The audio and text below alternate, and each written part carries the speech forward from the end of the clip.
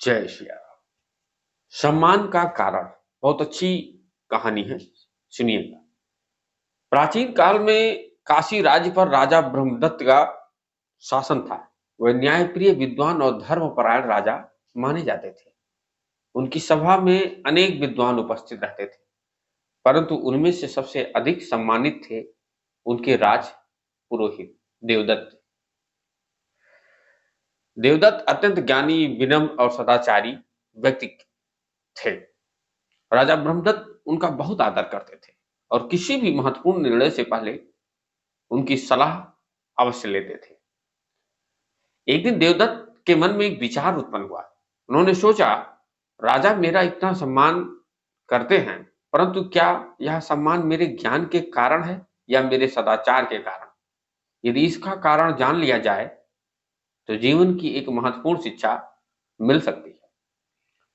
इस विचार ने उनके मन को व्याकुल कर दिया और उन्होंने इसकी परीक्षा लेने का निश्चय किया। एक दिन जब देवदत्त राजसभा से लौट रहे थे, तब वे राजकोष के पास से गुजरे।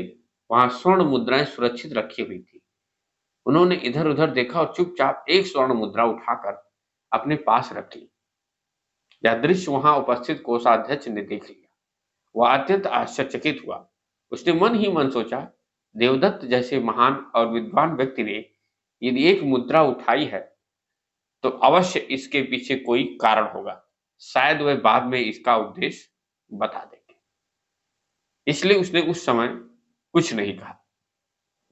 अगले दिन देवदत्त फिर उसी मार्ग से लौटे और उन्होंने एक बार फिर एक स्वर्ण मुद्रा उठा ली। कोषाध्यक्ष ने यह भी देख लिया, परंतु उसने धैर्य बनाए रखा। उसे विश्वास था कि इतने बड़े विद्वान का कोई अनुचित उद्देश्य नहीं हो सकता। तीसरे दिन देवदत्त ने मुट्ठी भर स्वर्ण मुद्राएं उठा ली। अब कोषाध्यक्ष को संदेह होने लगा। उसे लगा कि यदि वह अब भी मौन रहा तो यह राजकोष के साथ अन्याय होगा। उसने तुरंत सैनिकों को बुलाया और देवदत्त को पकड़वा लिया। अगले दिन उन्हें राजा ब्रह्मदत्त की सभा में प्रस्तुत किया गया। सभा में यह समाचार सुनकर सभी लोग आश्चर्यचकित थे।